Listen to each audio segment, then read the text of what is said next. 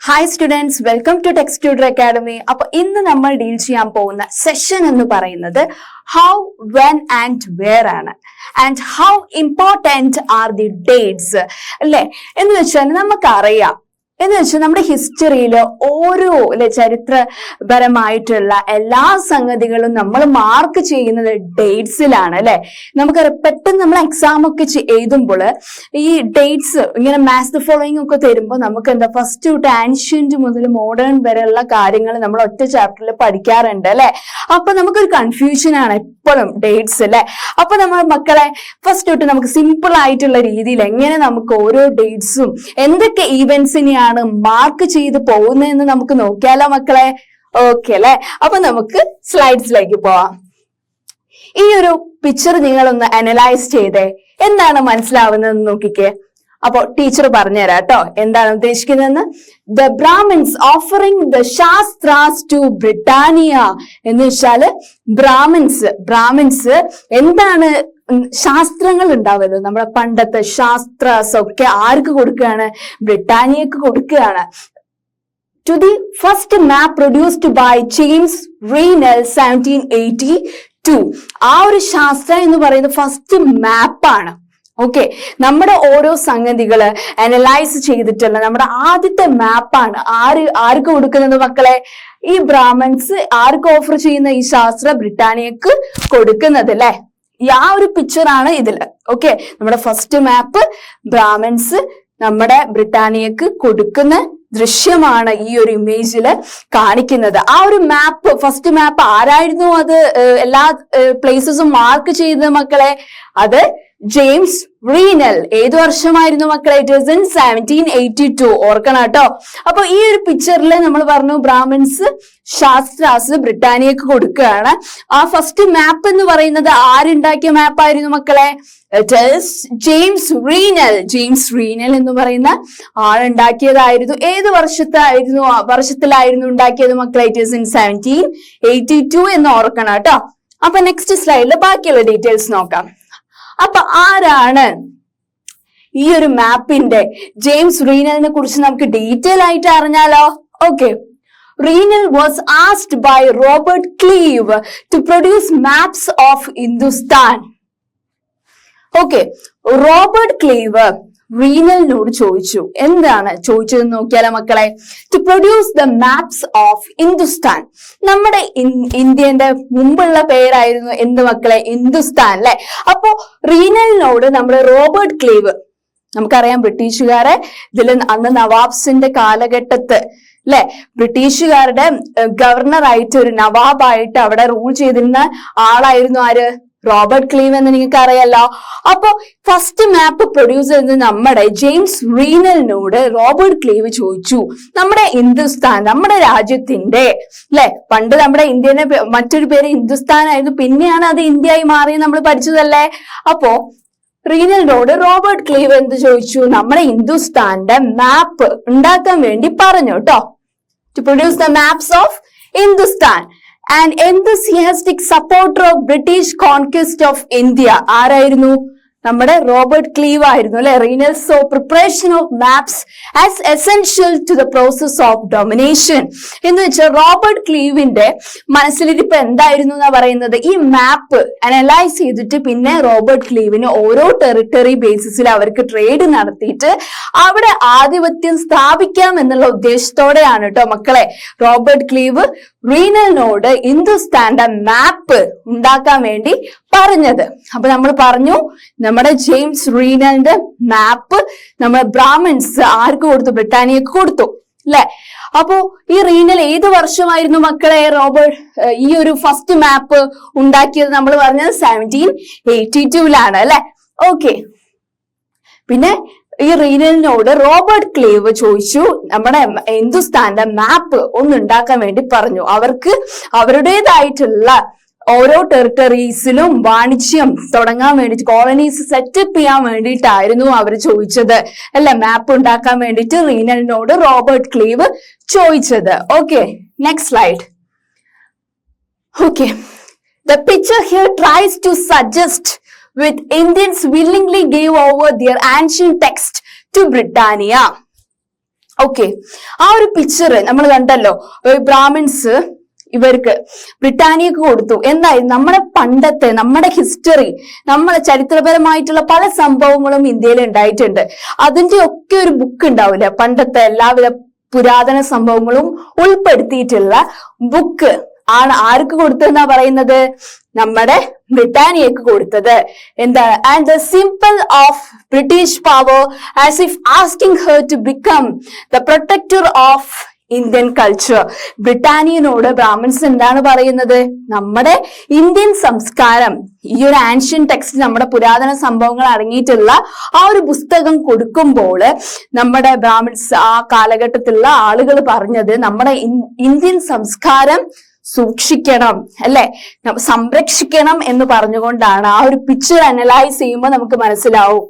എന്ന് വെച്ചാല് ഈ ബ്രാഹ്മിൻസ് ഈ ഒരു ബ്രിട്ടാനിയക്ക് കൊടുക്കും. നമ്മുടെ സംസ്കാരമാണ് കൈമാറുന്നത്, നമ്മുടെ പുരാതന സംഭവങ്ങൾ അടങ്ങുന്ന പുരാതന പുസ്തകമാണ് കൈമാറുന്നത്. ഓക്കെ, അപ്പൊ അത്രയും കാര്യങ്ങൾ നമ്മൾ പറഞ്ഞു. And it is to become the protector. ബ്രിട്ടാനിയനോട് എന്താണ് പറയുന്നത്? ആ ഒരു ആൻഷ്യൻ ടെക്സ്റ്റ് കൈമാറുമ്പോൾ ബ്രാഹ്മിൻസ് എന്താ പറയുന്നത്? നമ്മുടെ ഇന്ത്യൻ സംസ്കാരം സംരക്ഷിക്കണം എന്നാണ് കേട്ടോ മക്കളെ പറയുന്നത്. ഓക്കെ, നെക്സ്റ്റ് സ്ലൈഡിൽ നമുക്ക് ബാക്കിയുള്ള ഇത് കാണാം. ഇതെന്ന് വെച്ചാൽ പണ്ടത്തെ കാലത്തുള്ള ഒരു, എന്ന് വെച്ചാൽ ബ്രിട്ടീഷുകാരുടെ കാലഘട്ടത്തിൽ വന്നിട്ടുള്ള ഒരു പരസ്യ ചിത്രമാണ്. നോക്കിക്കേ, ആ ഒരു ചിത്രത്തിൽ തന്നെ കാണാം എന്താണ്? ബ്രിട്ടീഷുകാരെ ഒരു എന്താ പറയാ, പവർ അല്ലെങ്കിൽ അതോറിറ്റി കാണിക്കുന്ന ഒരു ചിത്രമാണ് അല്ലെ ഇത്. പാവപ്പെട്ടവരെ ഇതിൽ ചൂസ് ചെയ്യുന്നുണ്ടോ? എല്ലാവരെയും എന്താണ് മക്കളെ, നിങ്ങൾക്ക് ഈ ചിത്രം കാണുമ്പോൾ എന്താണ് മനസ്സിലാവുന്നത് എന്ന് വെച്ചാൽ അവരുടെ പവർ, അവരുടെ സംസ്കാരം, അവരുടെ ഭാഷാ രീതി, അവരുടെ ഡ്രസ് സ്റ്റൈലൊക്കെ കാണിക്കാൻ വേണ്ടിയിട്ടാണ് ആ ഒരു ആഡ് അന്നത്തെ കാലത്തൊക്കെ ഇറക്കിയിരുന്നത്. ഓക്കെ, അവിടെ പാവപ്പെട്ടവരെ ഇങ്ങനെ അനലൈസ് ചെയ്തിട്ടുള്ള ഒരു ആഡ്സ് ഒന്നും അന്ന് പുറത്തിറങ്ങിയിട്ടില്ല എന്നതാണ് കേട്ടോ വസ്തുത. ഓക്കെ, ഇത് അന്നത്തെ കാലത്ത്, ഏത് കാലം? 1922 ഒരു അഡ്വർടൈസ്മെന്റ് ആണ് കേട്ടോ മക്കളെ, ഒരു പരസ്യമാണ് ഇത്. എന്തിന്റെ ആയിരുന്നു? ഇറ്റ് ഇസ് ലിപ്റ്റൺ ടീന്റെ ആയിരുന്നു. Okay, the tea that is world famous for quality. Okay, അതിന്റെ ക്വാളിറ്റി കാണിക്കാൻ വേണ്ടിയിട്ട് ബ്രിട്ടീഷുകാരുടെ പവറും അതോറിറ്റിയും കൾച്ചറും ആണ് അതിലൂടെ ആഡിലൂടെ കാണിക്കുന്നത്, അല്ലെ. ആ ടീനെ അനലൈസ് ചെയ്യുന്ന തരത്തിലുള്ള എന്തെങ്കിലും ഇതിൽ കൊടുക്കുന്നുണ്ടോ? അല്ല, ഇവരുടെ സ്റ്റാറ്റസ് അപ്ഹോൾഡ് ചെയ്യുന്ന തരത്തിലുള്ള പരസ്യങ്ങളായിരുന്നു കേട്ടോ മക്കളെ അന്നത്തെ കാലഘട്ടത്തിൽ വന്നത്. ഓക്കെ, അത് ഏത് വർഷത്താണ് ഈ ഒരു ലിപ്റ്റൺ ടീന്റെ ഒരു ആഡ് ഇറങ്ങിയത്? 1922 മക്കൾ ഓർക്കണം കേട്ടോ. And next one, and old advertisements. പണ്ടത്തെ അഡ്വർടൈസ്മെന്റ്സിൽ എന്തൊക്കെയാണ് ഇൻക്ലൂഡ് ചെയ്തത് നമുക്ക് നോക്കിയാലോ കുട്ടികളെ? Okay, help us to understand how markets for new products were created and new tastes were popularized. നമുക്ക് മനസ്സിലാക്കാം എന്താണ് പുതിയ മാർക്കറ്റ് രീതികള്, പുതിയ സംസ്കാരത്തിന്റെ വളർച്ച എങ്ങനെയാണ് ഉണ്ടായത് എന്ന് നമുക്ക് പണ്ടത്തെ പരസ്യങ്ങൾ നോക്കിയാൽ നമുക്ക് മനസ്സിലാവും, അല്ലെ. ഓക്കെ, ആൻഡ് ന്യൂ ടേസ്റ്റസ്, പലതരത്തിൽ പല രാജ്യങ്ങളിൽ നിന്ന് പല വാണിജ്യ വ്യവസായികൾ വന്ന് ആധിപത്യം സ്ഥാപിക്കുകയും, പിന്നെ എന്തൊക്കെയാണ് നമ്മൾ ബ്രിട്ടീഷുകാർ വന്ന മക്കൾക്ക് അറിയില്ല, ഇന്ത്യയിൽ വന്നിട്ട് അവരുടെ കോളനീസ് ഒക്കെ സെറ്റപ്പ് ചെയ്തു. പലതരത്തിലുള്ള എന്താണ് പവർ പല പ്ലേസസിലും അവരെന്ത് ചെയ്തു? പിടിച്ചടക്കി. പല സ്ഥലങ്ങളും അവരുടേതായിട്ടുള്ള രീതിയിൽ പിടിച്ചടക്കി, അല്ലെ. ഓക്കെ, അങ്ങനെ പലതരത്തിലുള്ള രാജ്യങ്ങളിൽ നിന്നുള്ള മാർക്കറ്റ് പ്രൊഡക്ട്സ് നമ്മുടെ ഇന്ത്യയിലേക്കും അവരെന്ത് ചെയ്തു? കയറ്റുമതിയും ഇറക്കുമതി ആ ഒരു രീതിയിൽ ട്രേഡ് പേർപ്പസസ് വരാൻ തുടങ്ങി, അല്ലെ. Okay, next point. This 1922 advertisement for Lipton tea suggests that royalty all over the world is associated with this taste. ആ ഒരു ടീന്റെ പരസ്യത്തിന്റെ ഒരു റൈറ്റിംഗ് കൊടുത്തിട്ടുണ്ട്. എന്താണ് ആ റൈറ്റിംഗ് എന്ന് നമുക്ക് വായിച്ചാലോ? റോയാലിറ്റി എന്ന് വെച്ചാൽ ലക്ഷൂറിയസ് ആയിട്ടുള്ള ഈ ലോകത്ത് ചുറ്റുമുള്ള ലക്ഷറീസ്, അതിന്റെ മാത്രം അതിൻ്റെതായിട്ടുള്ള ക്വാളിറ്റി ഈ ഒരു ടീക്ക് ഉണ്ടാവും. ഓക്കെ, അത് അൾട്ടിമേറ്റ് പവർ, ബ്രിട്ടീഷുകാരെ മക്കളെ ശ്രദ്ധിക്കണം, അൾട്ടിമേറ്റ് പവർ ഓഫ് ബ്രിട്ടീഷ് അവിടെ, അല്ലെങ്കിൽ ആ ഒരു ലക്ഷറിയസ് ലൈഫ് ക്വാളിറ്റി തന്നെ ഈ ഒരു ടീയിലും പ്രതീക്ഷിക്കാം എന്നുള്ളതാണ് ആ ഒരു പരസ്യ ചിത്രം തരുന്നതെന്ന് മനസ്സിലാക്കുക. അവരുടെ റോയാലിറ്റി മാത്രം തുറന്നു കാണിക്കുന്ന ഒരു ആഡ് ആയിരുന്നു ലിപ്റ്റൺ ടീന്റെ എന്ന് മനസ്സിലാക്കുക. പണ്ട് കാലത്തുള്ള അഡ്വർടൈസ്മെന്റ് തന്നെ എന്താണ്, എങ്ങനെയാണ് ഈ മാർക്കറ്റുകളൊക്കെ പുതിയ പുതിയ ഐറ്റംസ് അവിടെ പ്രൊഡ്യൂസ് ചെയ്തത് അല്ല, പല സ്ഥലത്ത് പല രാജ്യങ്ങളിൽ നിന്ന് ട്രേഡേഴ്സ് വന്ന് ഇവിടെ ആധിപത്യം സ്ഥാപിച്ച കാര്യം മക്കൾക്ക് അറിയാം. പോർച്ചുഗീസുകാര്, ഫ്രഞ്ചുകാര്, ഡച്ചുകാര് അറിയാലോ. പിന്നെന്തൊക്കെയാണ് നമ്മൾ ലിപ്റ്റൺ ടീന്റെ അഡ്വർടൈസ്മെന്റിനെ കുറിച്ച് എന്തൊക്കെ കാര്യങ്ങളാണ് പറഞ്ഞത്? അത് നമ്മൾ പണ്ട് കാലഘട്ടത്ത് ഇവിടെ ആധിപത്യം സ്ഥാപിക്കാൻ വന്നിട്ടുള്ള ട്രേഡേഴ്സ്, അവരുടെ ലക്ഷറിയസ് ലൈഫിന്റെ ക്വാളിറ്റി തന്നെയാണ് ഈ ഒരു ടീയിനും ഉണ്ടാവുക എന്നതാണ് ഈ ഒരു ടീയിന്റെ അഡ്വർടൈസ്മെന്റിന്റെ ടൈറ്റിൽ ലൈൻ എന്ന് തന്നെ പറയുന്നത് എന്ന് മക്കൾ ശ്രദ്ധിക്കുക. ഇനി ബാക്കിയുള്ള കാര്യങ്ങൾ നമുക്ക് നോക്കിയാലോ കുട്ടികളെ? Okay, and in the background you see the outer wall of an Indian palace, while in the foreground seated on the horseback is the third son of Queen Victoria of Britain. ഈ ഒരു പിക്ചറില് നമുക്ക് ഇവിടെ ഈ ഒരു ഭാഗത്ത് നമുക്ക് എന്ത് കാണാം? നമ്മുടെ ഇന്ത്യൻ പാലേസ് കാണാം, ഇന്ത്യയിലുള്ള കൊട്ടാരങ്ങൾ കാണാം. അതാണ് അതിന്റെ റോയാലിറ്റി ആണ് കേട്ടോ മക്കളെ തുറന്നു കാണിക്കുന്നത് ഈ ഒരു 1922 അഡ്വർടൈസ്മെന്റില്. ഓക്കെ, പിന്നെ എന്ത് കാണാം? ഒരു ഹോഴ്സ് ബാക്കില് എന്താണ്, ഇവിടെ ഒരു ഹോഴ്സ് ബാക്കില് എന്താണ് അവരുടെ റോയാലിറ്റി തുറന്ന. പണ്ടത്തെ രാജാക്കന്മാർ കുതിരപ്പുറത്താണ് ഓരോ സ്ഥലത്ത് യുദ്ധത്തിനൊക്കെ പോയിരുന്നത്. അപ്പൊ അവരുടെ ആവശ്യങ്ങൾക്ക് വേണ്ടി പല ആവശ്യങ്ങൾക്ക് വേണ്ടി പോയിരുന്ന എന്ന് നിങ്ങൾക്ക് അറിയാലോ. അതൊരു ഭാഗത്ത് കാണിക്കുന്നു. പിന്നെന്തൊക്കെയാണ് കാണിക്കുന്നത് പറയുന്നേ അല്ലെ? Outer wall of an Indian palace ഉണ്ട്.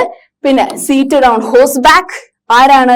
ദ തേർഡ് സൺ ഓഫ്, ആ ഒരു കുതിരന്റെ മുകളിൽ ആരാണ് ഇരിക്കുന്നത്? ആ ഒരു പിക്ചറൈസ് ചെയ്യുന്നത് നമ്മുടെ ക്യൂൻ വിക്ടോറിയന്റെ മൂന്നാമത്തെ മകനെയാണ് കേട്ടോ പിക്ചറൈസ് ചെയ്തത്. ലിപ്റ്റൺ ടീന്റെ അഡ്വർടൈസ്മെന്റിലാണ് അത് പിക്ചറൈസ് ചെയ്തെന്ന് ഓർക്കണം. പിന്നെന്താണ്? Third son of queen Victoria ആയിട്ടുള്ള നമ്മുടെ പ്രിൻസ് ആർത്തർ ആണ് ഹോഴ്സ് ബാക്കിൽ ഇരിക്കുന്നത്. Okay, who has given the title the Duke of Connaught. Okay, it is the Duke of Connaught എന്നാണ് ആരെ വിശേഷിപ്പിക്കുന്നത്? നമ്മുടെ ക്യൂൻ വിക്ടോറിയന്റെ മൂന്നാമത്തെ മകനായ പ്രിൻസ് ആർത്തറിനെ വിശേഷിപ്പിക്കുന്നത്. ഓക്കെ, ആ ഒരു ലിപ്റ്റൺ ടീ അഡ്വർടൈസ്മെന്റിനെ കുറിച്ചാണ് പറയുന്നത്. ഓക്കെ, ഇതിന്റെ ബാക്ക്ഗ്രൗണ്ടിൽ നമുക്ക് കാണാൻ പറ്റുന്നത് ഞാൻ കാണിച്ചു തന്നു മക്കൾക്ക് അല്ലെ. ഇന്ത്യൻ പാലേസ് കാണാം, ഹോഴ്സ് ബാക്കിൽ നമ്മുടെ ക്യൂൻ വിക്ടോറിയന്റെ മൂന്നാമത്തെ മകനായിട്ടുള്ള പ്രിൻസ് ആർത്തറിനെ കാണാം അല്ലെ. അപ്പൊ ഇത്തരം കാര്യങ്ങളാണ് ആ ഒരു 1922 ഇറക്കിയിട്ടുള്ള ആ പരസ്യ ചിത്രത്തിൽ കാണാം അല്ലെ. റോയാലിറ്റിനെ ഫോക്കസ് ചെയ്തുകൊണ്ടുള്ള അഡ്വർടൈസ്മെന്റ് ആണെന്ന് മക്കൾക്ക് ഇപ്പൊ മനസ്സിലായില്ലേ? Okay, next one. How important are dates? ഓരോ ഡേറ്റ്സും പല രാഷ്ട്രീയകരമായിട്ടുള്ള, സാംസ്കാരികപരമായിട്ടുള്ള, സാമൂഹികപരമായിട്ടുള്ള അല്ലെ പല സംഭവങ്ങൾ നടന്നിട്ടുള്ള ഇമ്പോർട്ടന്റ് ആയിട്ടുള്ള ഡേറ്റ്സ് ആണ് അല്ലെ. അപ്പോ അതിനെ കുറിച്ച് നമുക്കൊന്ന് ഡീറ്റെയിൽ ആയിട്ട് ഡിസ്കസ് ചെയ്താലോ മക്കളെ? Okay, all such historical questions refers back to the notions of time അല്ലെ. ഇന്നും നമ്മൾ എന്താ പറയാ പല റിസർച്ച് നടന്നുകൊണ്ടിരിക്കുകയാണ്. അപ്പൊ ഒരു ഈവന്റ്, ഒരു ടോപ്പിക്, നമ്മൾ ഹിസ്റ്റോറിക്കൽ ആയിട്ടുള്ള ഒരു ടോപ്പിക് നമ്മൾ എടുക്കുമ്പോൾ നമ്മൾ അത് തേടിയിട്ട് അതിന്റെ വാസസ്ഥലം അന്വേഷിച്ചു പോകാറുണ്ട്. പക്ഷെ ഒരു സ്പെസിഫിക് ഡേറ്റ് നമുക്ക് കിട്ടില്ല. ആ കാലഘട്ടത്തിലുള്ള ജീവിച്ചിരുന്ന ആളുകളെ നമുക്ക് സമീപിക്കാൻ പറ്റില്ല. അവരൊക്കെ എന്താണ് കുറെ മുന്നേ തന്നെ മരിച്ചു പോയവരാണല്ലോ. അപ്പൊ പല ബുക്സ് നമ്മൾ റിക്കവർ ചെയ്യുമ്പോഴും ഇമ്പോർട്ടന്റ് ആയിട്ടുള്ള ഡേറ്റ്സ് ആയിരിക്കില്ല. എന്ന് വെച്ചാൽ എല്ലാം സ്പെസിഫിക് ആയിട്ടുള്ള ഡേറ്റ്സ് ആയിരിക്കും. എല്ലാം മറ്റുള്ള സെക്കൻഡറി സോഴ്സസ് കളക്ട് ചെയ്തിട്ടായിരിക്കും ബുക്സ് ഒക്കെ ഇതാക്കുന്നത് അല്ലെ. Okay, but time does not have to be always precisely dated. എല്ലാം കറക്റ്റ് ആയിട്ട് തന്നെ എല്ലാ ഡേറ്റ് എന്താ പറയാ ഹിസ്റ്റോറിക്കൽ ഇവന്റ്സിന്റെ ഡേറ്റ് ഇടണമെന്നില്ല. അത് മക്കൾക്ക് അറിയാലോ. ഓക്കെ, ഇപ്പോഴും പല പ്രശസ്തരായിട്ടുള്ള കവികളതാണെങ്കിലും ചരിത്രകാരന്മാരതാണെങ്കിലും ഏത് ഫേമസ് പേഴ്സണാലിറ്റിന്റെ ആണെങ്കിലും പണ്ട് കാലത്ത് ജീവിച്ചിരുന്ന ഓരോരുത്തരെ നമുക്ക് എപ്പോഴും കറക്റ്റ് ആയിട്ട് അറിയില്ല അവരുടെ ബോൺ ഡേറ്റ് എപ്പോഴാണ്, അതുപോലെ തന്നെ അവര് മരിച്ച ദിവസം എപ്പോഴാണ് കറക്റ്റ് അല്ലെ, ഏതാണ് അവരുടെ ബർത്ത് നാഷൻ അല്ലെ, ഒന്നും നമുക്ക് കറക്റ്റ് ആയിട്ട് അറിയാത്തൊരു ഇതുണ്ട് അല്ലെ. Okay, sometimes it is incorrect of precise dates. നമ്മൾ പഠിച്ചുകൊണ്ടിരിക്കുന്ന ഓരോ ഹിസ്റ്റോറിക്കൽ ഈവെന്റ്സിന് ചിലപ്പം ഇൻകറക്റ്റ് ആയിരിക്കാം, പല ബുക്സിലും പല ഡേറ്റ് കൊടുക്കുന്നുണ്ടാവും. പിന്നെ എന്ന് വെച്ചാൽ കുറെ കാലം മുമ്പ് നടന്നിട്ടുള്ളതിന് ഒരു സ്പെസിഫിക് ആയിട്ടുള്ള ഡേറ്റ് നമുക്ക് പറയാൻ പറ്റില്ല.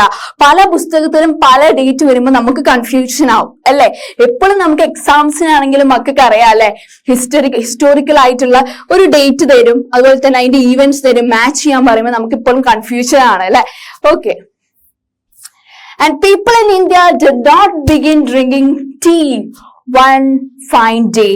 എന്ന് വെച്ചാല് ആളുകള് പെട്ടെന്ന് ഒരു ദിവസം കുടിക്കാൻ തുടങ്ങിയതല്ല ചായ എന്ന് പറയുന്നത്. they developed a taste for it over time. കുറെ നൂറ്റാണ്ടുകളായിട്ട് ഡെവലപ്പ് ചെയ്ത് അല്ലെ കൊണ്ടുവന്നിട്ടുള്ള ഒരു ടേസ്റ്റ് ആണ് നമ്മൾ ചായ എന്ന് പറയുന്നത് അല്ലെ. Okay, similarly we cannot fix one single date. അതുപോലെ നമുക്ക് എന്ത് പറയാം, ഈ ബ്രിട്ടീഷുകാരുടെ റൂള് എപ്പോഴായിരുന്നു ഇന്ത്യയിൽ തുടങ്ങിയിരുന്നത് എന്ന് പറയാം ഒരു സിംഗിൾ ഡേറ്റ് നമുക്ക് പറയാൻ പറ്റില്ല. ഒറ്റൊരു ദിവസം അവര് പെട്ടെന്ന് വന്നതാണെന്ന് നമുക്ക് പറയാൻ പറ്റുമോ? ഇല്ല. ഓക്കെ, എപ്പോഴാണ് പലതരത്തിലുള്ള നാഷണൽ മൂവ്മെന്റ്സ് തുടങ്ങിയെന്നുള്ള സ്പെസിഫിക് ഡേറ്റ് നമുക്ക് ഫിക്സ് ആയിട്ട് പറയാൻ പറ്റില്ല അല്ലെ. പിന്നെ changes took place within economy and society. ആ ഒരു സൊസൈറ്റിയിൽ എന്ത് മാറ്റങ്ങൾ വന്നുകൊണ്ടേയിരിക്കും. ആ ഒരു ഡേറ്റ്, ആ ഒരു സ്പെസിഫിക് ഡേറ്റിനും മാറ്റങ്ങൾ സംഭവിച്ചുകൊണ്ടേയിരിക്കും. പല റിസർച്ചേഴ്സ് അത് റിസർച്ച് ചെയ്ത് ആ ഡേറ്റിനും വ്യത്യാസം വന്നേക്കാം, ആ ഒരു വർഷത്തിനും വ്യത്യാസം വന്നേക്കാം എന്നാണ് പറയുന്നത്. Okay, all these things happened over a stretch of time. എല്ലാ സംഭവങ്ങളും നടക്കുന്ന കുറെ സമയം എടുത്തിട്ടാണെന്നാണ് കേട്ടോ കുട്ടികളെ പറയുന്നത് അല്ലെ. എന്ന് വെച്ചാൽ മാറ്റങ്ങൾ എല്ലാത്തിനും അനിവാര്യമാണെന്ന് പറയും പോലെ എല്ലാ പൊളിറ്റിക്കൽ ഈവെന്റ്സ് നടന്നിട്ടുള്ളത് ഒരു ഡേറ്റ്, അത് ആ ഒരു ഡേറ്റ് ചേഞ്ച് ആയിക്കൊണ്ടേയിരിക്കും. ചിലവർ പറയും അത് കറക്റ്റ് ആണ്, ചിലവർ പറയും അത് ഇൻകറക്റ്റ് ആണെന്ന് പറയുമ്പോൾ നമുക്ക് എന്താണ് ടോട്ടലി ഒരു കൺഫ്യൂസ്ഡ് ആണ് ഹിസ്റ്റോറിക്കൽ ഈവെന്റ്സിനെ കുറിച്ച് തന്നെ പറയുമ്പോൾ, അത് ഡേറ്റ് സ്പെസിഫൈ ചെയ്ത് പറയുമ്പോൾ അല്ലെ. Okay, historians wrote about the year a king was crowned. എപ്പോഴും നമ്മൾക്കറിയാം ഹിസ്റ്ററി, നമ്മുടെ ചരിത്രം തുടങ്ങുന്നത് തന്നെ രാജാക്കന്മാരുടെ ഭരണം തുടങ്ങി ആ ഒരു തുടക്കകാലം പറഞ്ഞുകൊണ്ടാണ് നമ്മുടെ ചരിത്രം തുടങ്ങുന്നത്. കുട്ടിക്ക് അറിയാലോ.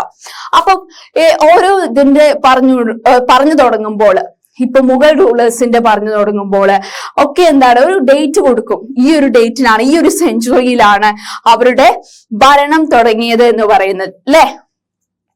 ദ ഇയർ ഹി മാരീഡ്, ആ രാജാവ് മാരി ചെയ്ത വർഷം. അതുപോലെ തന്നെ the year he had a child, ആ രാജാവിന് കുട്ടി ഉണ്ടായ വർഷം.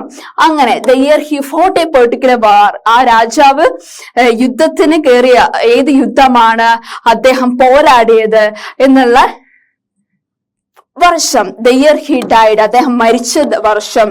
The year with the next ruler succeed, പിന്നെ ഉണ്ടാവും എന്ത് ഈവന്റ് പറയും, പിന്നെ ആരാണ് അദ്ദേഹത്തിന്റെ അനുയായിയായിട്ട് അടുത്ത റൂളർ ആയിട്ട് വന്നത്. അങ്ങനെ തന്നെയല്ലേ മക്കളെ ഓരോ ഹിസ്റ്റോറിക്കൽ ഈവെന്റ്സ് നമ്മൾ പഠിക്കാറുള്ളത്.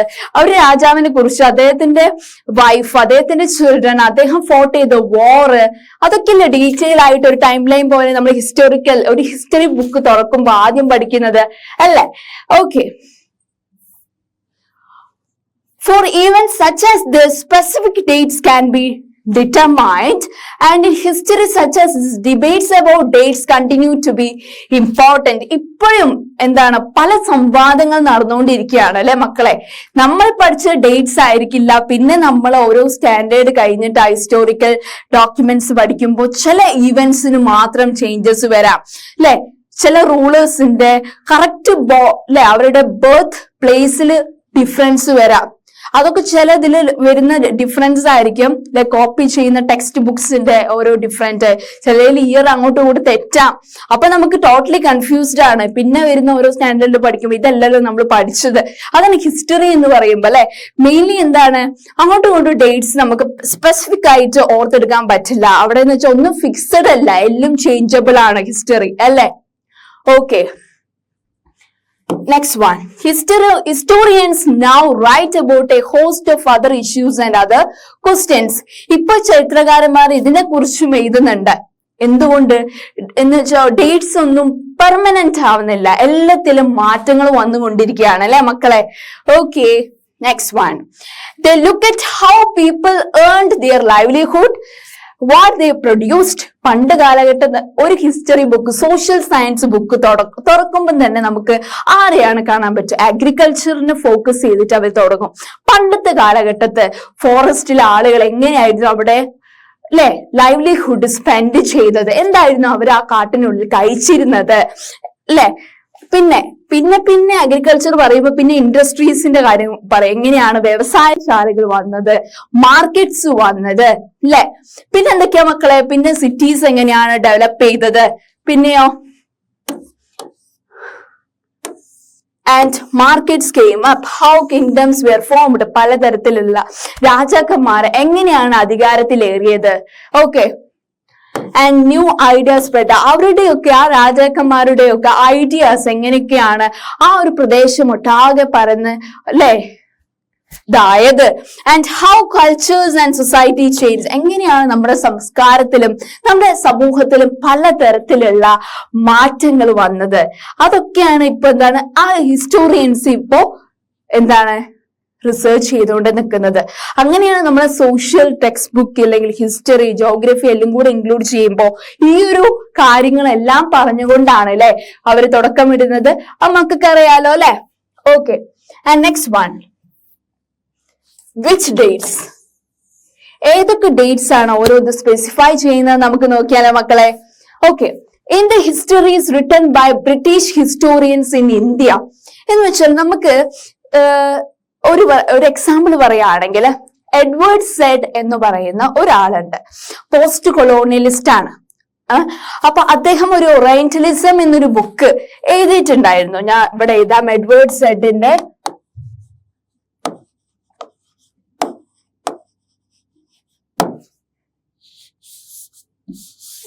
സെഡിന്റെ ഓറിയന്റലിസം എന്ന് പറയുന്ന ഒരു ബുക്ക്.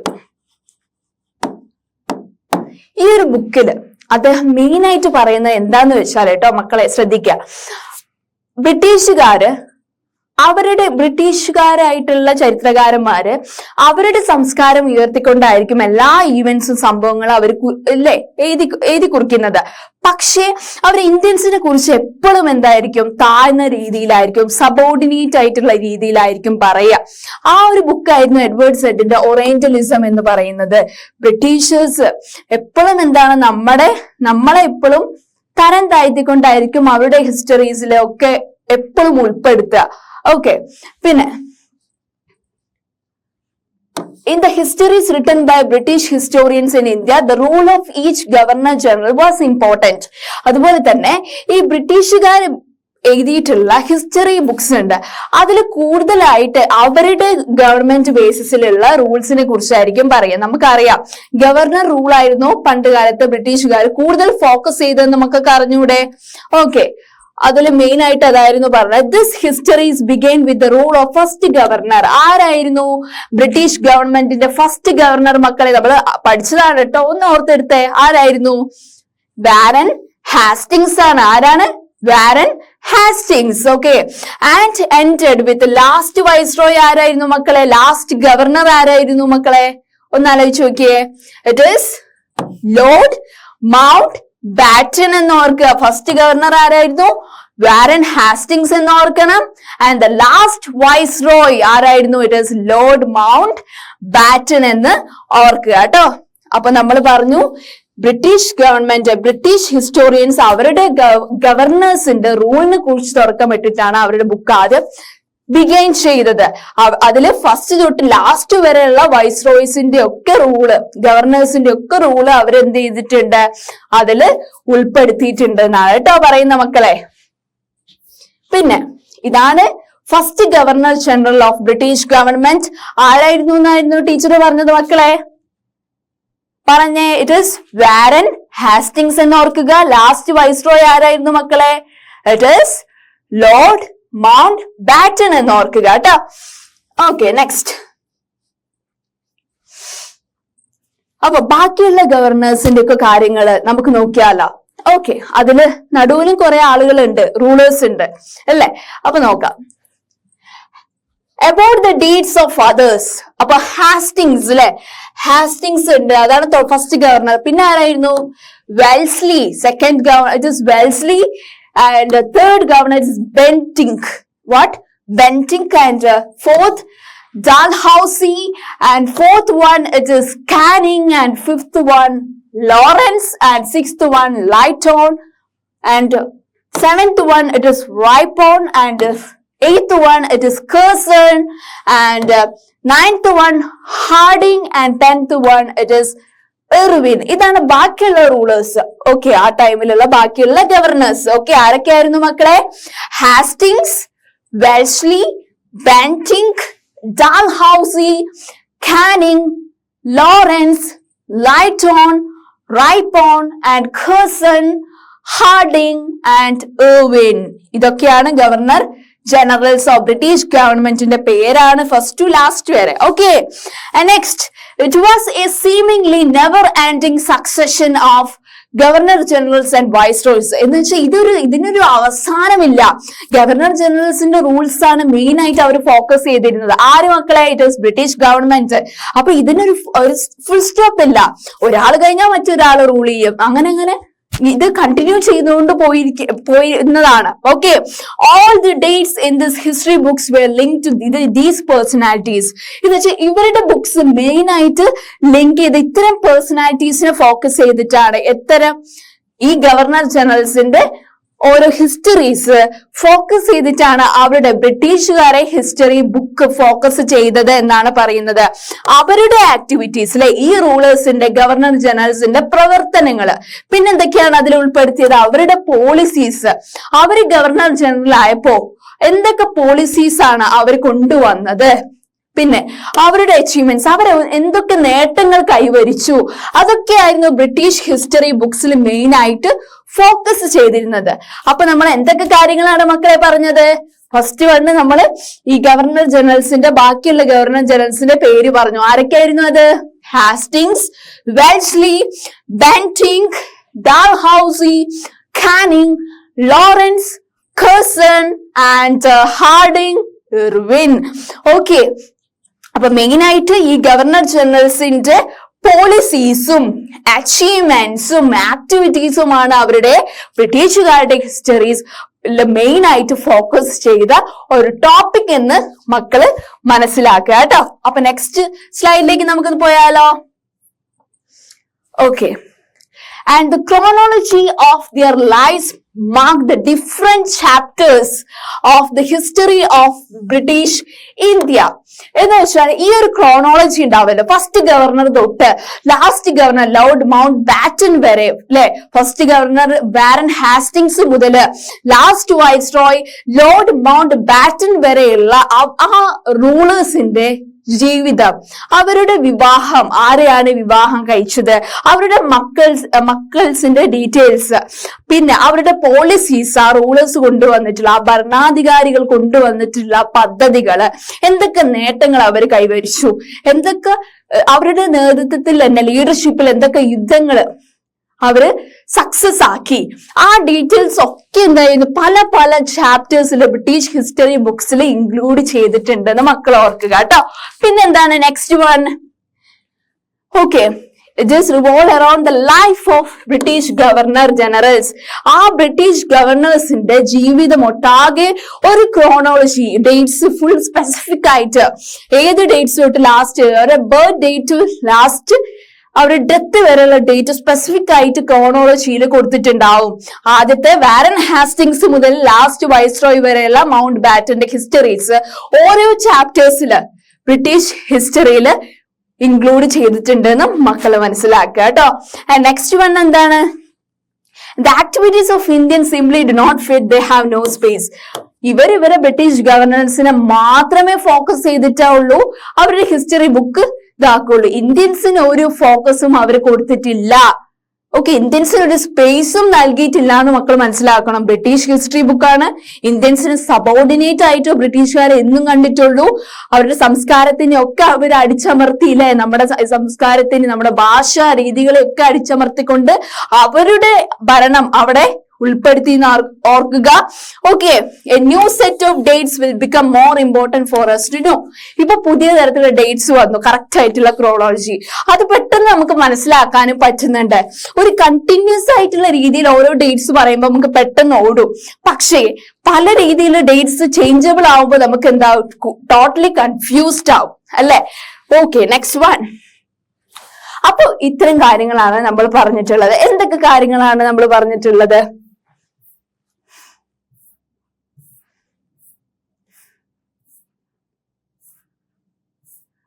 ഓക്കെ, ഫസ്റ്റ് മാപ്പിനെ കുറിച്ച് പറഞ്ഞു. ആരായിരുന്നു ഫസ്റ്റ് മാപ്പ്? ജെയിംസ് റെയ്നൽ ആണ്. അപ്പൊ റോബർട്ട് ക്ലീവ് നമ്മുടെ ഹിന്ദുസ്ഥാന്റെ മാപ്പ് പ്രൊഡ്യൂസ് ചെയ്യാൻ വേണ്ടി ആരോട് പറഞ്ഞു എന്നാ പറഞ്ഞത്?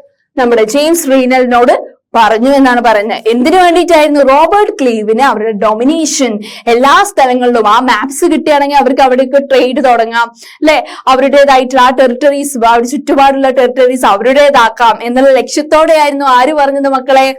അല്ലെ, ആരോട് പറഞ്ഞത് മാപ്പ് ഉണ്ടാക്കാൻ വേണ്ടിയിട്ട്? റോബർട്ട് ക്ലീവ് എന്ന് പറഞ്ഞുള്ള ഗവർണർ ജനറൽ റീനലിനോട് പറഞ്ഞത് എന്ന് ഓർക്കുക. റീനൽ ആരാണ്? ഈ മാപ്സ് ഒക്കെ ഉണ്ടാക്കുന്ന ആളാണ് അല്ലെ. Okay, next one. ഈ പിക്ചർ പറയുന്നത് എന്താണ്? നമ്മുടെ പരമ്പരാഗത എല്ലാ വിധത്തിലുള്ള ചരിത്രപരമായിട്ടുള്ള സംഭവങ്ങൾ അടങ്ങിയിട്ടുള്ള ടെക്സ്റ്റ് ആർക്ക് കൊടുത്തു? ബ്രിട്ടാനിയക്ക് കൊടുത്തു അല്ലെ. എന്തിനു വേണ്ടിയിട്ടാണ് ബ്രിട്ടാനിയക്ക് കൊടുത്തത്? നമ്മുടെ സംസ്കാരവും എല്ലാം സംരക്ഷിക്കാൻ അദ്ദേഹത്തിന്റെ കയ്യിൽ സുരക്ഷിതമാവും എന്നുള്ളതാണ് അല്ലെ. എന്തെങ്കിലും ഒരു എവിഡൻസ് വേണ്ടേ? ഇന്ത്യൻ കൾച്ചർ, ഇന്ത്യൻ അല്ലെ എല്ലാ വിധത്തിലുള്ള വോഴ്സും ഒക്കെ നടന്നത് എപ്പോഴാണ്, എന്തൊക്കെ കാര്യങ്ങൾ നമ്മൾ നേട്ടങ്ങൾ കൈവരിച്ചു, ആരെങ്കിലും കൈമിൽ ഒരു എവിഡൻസ് വേണ്ടേ അല്ലെ. എല്ലാം ഒരാള് സംരക്ഷിക്കപ്പെടണ്ടേ അല്ലെ.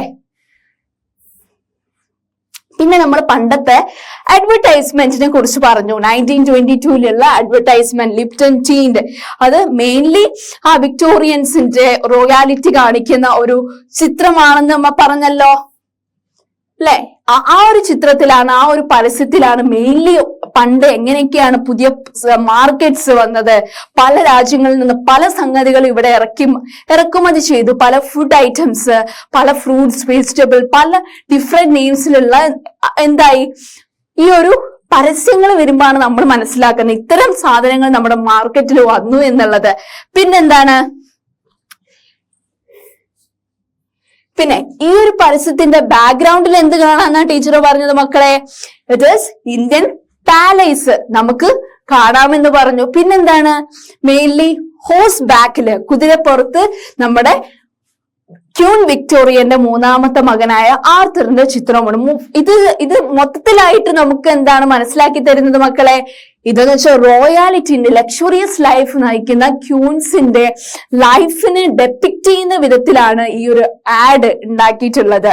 എന്ന് വെച്ചാല് ഇവരുടെ റോയാലിറ്റി ഫോക്കസ് ചെയ്തുകൊണ്ട് എന്താണ് ഈ ഒരു ലിപ്റ്റൺ ടീ, ഈ ഒരു ചായക്കും ക്വാളിറ്റി കൂടുമെന്ന് പറഞ്ഞുകൊണ്ടാണ് ഈ ഒരു പരസ്യം ഉണ്ടാക്കിയത്. എന്താണ് പണ്ടുകാലത്തെ പരസ്യം എന്ന് പറയുന്ന അന്ന് റൂൾ ചെയ്തിട്ടുള്ള ബ്രിട്ടീഷുകാരുടെ പവർ അല്ലെ, റോയാലിറ്റി കാണിക്കുന്ന തരത്തിലായിരുന്നു. എന്ന് വെച്ചാൽ പാവപ്പെട്ടവർക്ക് ഒരു റോളും അവിടെ ഉണ്ടായിരുന്നില്ല. അവരുടെ ലൈഫ് സ്റ്റൈൽ, അവരുടെ ഡ്രസ് സ്റ്റൈൽ അല്ലെ, അവരുടെ ലക്ഷറിയസ് ലൈഫ് കാണിക്കുന്ന തരത്തിൽ, അതല്ലേ പാലേസും അവരുടെ ഹോഴ്സും കിങ്ങും എല്ലാം കാണിക്കുമ്പോൾ തന്നെ അവരുടെ വോൾ അല്ലെ ലൈഫ് ആക്ടിവിറ്റീസ് ഡെപ്പിക്ട് ചെയ്യുന്ന ആഡ്സ് ആയിരുന്നു പണ്ട് കാലത്ത് കാണിക്കുന്നതെന്ന് നമുക്ക് മനസ്സിലാക്കാം അല്ലെ. പിന്നെ എങ്ങനെയാണ് ഓരോ ഡേറ്റ്സും ഇമ്പോർട്ടന്റ് ആയി മാറിയത് എന്ന് വെച്ചാൽ ഓരോ ഡേറ്റിനും ഒരു സ്പെസിഫിക് ആയിട്ടുള്ള ഒരു ഈവന്റ് പറയുമ്പോൾ എന്താ, സ്പെസിഫിക് ആയിട്ടുള്ള കാര്യങ്ങൾ പറയാൻ വേണ്ടിയിട്ട് ഒരു ഡേറ്റ്സും കറക്റ്റ് ആയിട്ട് പറയുന്നില്ല. ചിലതിന് നമ്മൾ ഓരോ ഇത് പറയുമ്പോഴും ഇപ്പോഴും ചില ഈവെന്റ്സ് പറയുമ്പോൾ എപ്പോഴും കൺഫ്യൂഷൻ ആവുന്ന നമ്മൾ പറഞ്ഞു അല്ലെ. പിന്നെന്താണ് ഓരോ ഡേറ്റ്സ് നോക്കുമ്പോൾ ഇപ്പൊ ബ്രിട്ടീഷുകാരെ ഹിസ്റ്ററി നോക്കുമ്പോൾ അവർ മെയിൻലി എന്താണ് പല ചാപ്റ്റേഴ്സിൽ അവർ ഇൻക്ലൂഡ് ചെയ്തിട്ടുള്ളത് ഈ ഗവർണർ ജനറൽസിന്റെ റൂളും അവരുടെ ആക്ടിവിറ്റീസും അവരുടെ പോളിസീസും ഒക്കെയാണ്. ആരൊക്കെയായിരുന്നു ഫസ്റ്റ് ഗവർണർ മക്കളെ? ഇറ്റ് ഇസ് വാരൻ ഹാസ്റ്റിങ്സ് ആയിരുന്നു. ആൻഡ് ലാസ്റ്റ് വൈസ്രോയ് ആരായിരുന്നു മക്കളെ? ഇറ്റ് ഇസ് ലോർഡ് മൗണ്ട് ബാറ്റനെ നോക്കുക. ബാക്കിയുള്ള ആളുകൾ ആരൊക്കെയായിരുന്നു? Wellesley, Bentinck, Dalhousie, Canning and Lawrence, Curzon and Hardinge and Irwin എന്ന് ഓർക്കുക കേട്ടോ. പിന്നെന്താണ്, ഈ ഒരു ഡേറ്റ്സ് ഒക്കെ സ്പെസിഫിക് ആണ് എന്ന് വെച്ചാൽ ഒരു ക്രോണോളജി പോലെ ആണ് ഫുള്ള് ഡീറ്റെയിൽ ചെയ്യുന്നത് എന്നാണ് പറയുന്നത്. എന്തൊക്കെയാണ് ഡീറ്റെയിൽ ചെയ്യുന്നത് എന്ന് വെച്ചാൽ ഒരു കിങ്ങിന്റെ കാര്യം, ഒരു ഗവർണറിന്റെ കാര്യം പറയുമ്പോൾ അദ്ദേഹത്തിന്റെ ലൈഫ് ടൈം ലൈൻ പറയും അല്ലെ, പിന്നെ അവരുടെ പോളിസീസ് പറയും, അച്ചീവ്മെന്റ്സ് പറയും അല്ലെ, ഏതൊക്കെ വാറാണ് ഫോർട്ട് ചെയ്ത് വിജയിച്ചത് എന്നുള്ളതൊക്കെ ഡീറ്റെയിൽ ആയിട്ട് ഡിഫറെന്റ് ചാപ്റ്റേഴ്സിലായിട്ടാണ് ബ്രിട്ടീഷ് ഹിസ്റ്ററി പറയുന്നത് എന്ന് മക്കൾ ഓർക്കണം കേട്ടോ. അപ്പൊ ഇത്തരം കാര്യങ്ങളാണ് പറഞ്ഞത് അല്ലെ. അപ്പൊ ഈ ഒരു സെഷനിൽ നമ്മൾ ഡീറ്റെയിൽ ആയിട്ട് പറഞ്ഞത് എന്താണ്, എങ്ങനെയാണ് ഈ ഡേറ്റ്സ് കറക്റ്റ് ആയിട്ട് ക്രോണോളജി ആയത് ഓരോ ആളുകളുടെയും. ഇപ്പൊ ബ്രിട്ടീഷുകാർ അവിടെ ഹിസ്റ്ററി കൊണ്ടുവന്നപ്പോ ഓരോ ഗവർണേഴ്സിന്റെയും ടൈം ലൈൻ ഡീറ്റെയിൽ ആയിട്ട് സ്പെസിഫിക് ആയി കൊടുത്തു. പക്ഷെ പണ്ടത്തെ കാലത്ത് ഓരോരുത്തരായിട്ട് എന്താണ് ഈ ഒരു ഡേറ്റ്സിനൊന്നും സ്പെസിഫിക് ഇല്ലായിരുന്നു. എപ്പോഴാണ് നടന്നതെന്ന് നമുക്കറിയില്ല. ഇതൊക്കെ ഓരോ സെക്കൻഡറി സോഴ്സസിൽ കിട്ടുന്ന ഡീറ്റെയിൽസ് മാത്രമേ നമുക്ക് അറിയുള്ളൂ അല്ലെ. പിന്നെ ഓരോ ചേഞ്ചസ് മാറ്റങ്ങൾ വന്നതോടെ ഇതിന് ബുക്സ് വരാൻ തുടങ്ങി. അപ്പൊ ബ്രിട്ടീഷുകാരെ ഒരു ഹിസ്റ്ററി ബുക്സ് അവർ പബ്ലിഷ് ചെയ്തപ്പോൾ കൂടുതലായിട്ട് അവരുടെ കാര്യങ്ങളാണ് ഉൾപ്പെടുത്തുന്നത്. ഇന്ത്യൻ ഹിസ്റ്ററീസ് അങ്ങനെ ഉൾപ്പെടുത്താറില്ല. എല്ലാം നമ്മുടെ ഇന്ത്യൻസിന് സബോർഡിനേറ്റ് ആയിട്ടുള്ള മാനറിലാണ് അവർ കാണുന്നത്. അതുകൊണ്ട് തന്നെ ഒരു സ്പേസ് അവർക്ക് കൊടുക്കാറില്ല. നമ്മുടെ സംസ്കാരത്തിനെ ഉയർത്തിയൊന്നും കൊണ്ടുവരാൻ അവർ ഫോക്കസ് ചെയ്യുന്നില്ലല്ലോ. അവരുടെ സംസ്കാരം, അവരുടെ കസ്റ്റംസ് ആൻഡ് റിച്വൽസ് നമ്മുടെ മേലെ എങ്ങനെയെങ്കിലും പേഴ്സ്യൂ ചെയ്യാനല്ല അവർ നോക്കിയിട്ടുള്ളത്. അപ്പൊ എങ്ങനെയാണ് ഈ ഒരു ഡേറ്റ്സ് ഒക്കെ പീരിയഡൈസ് ചെയ്യുന്നത്, എങ്ങനെയാണ് ക്രോണോളജിക്കൽ മാനറിൽ നമ്മൾ അതൊക്കെ പിന്നെ ഓരോ ഈവെന്റ്സ് എങ്ങനെയാണ് കറക്റ്റ് ആയിട്ട് നമ്മൾ പ്രോപ്പർ മാനറിൽ പഠിക്കാൻ തുടങ്ങിയതെന്ന് നമുക്ക് അടുത്ത സെഷനിൽ ഡീറ്റെയിൽ ആയിട്ട് പറഞ്ഞു പോവാം കേട്ടോ. Thank you.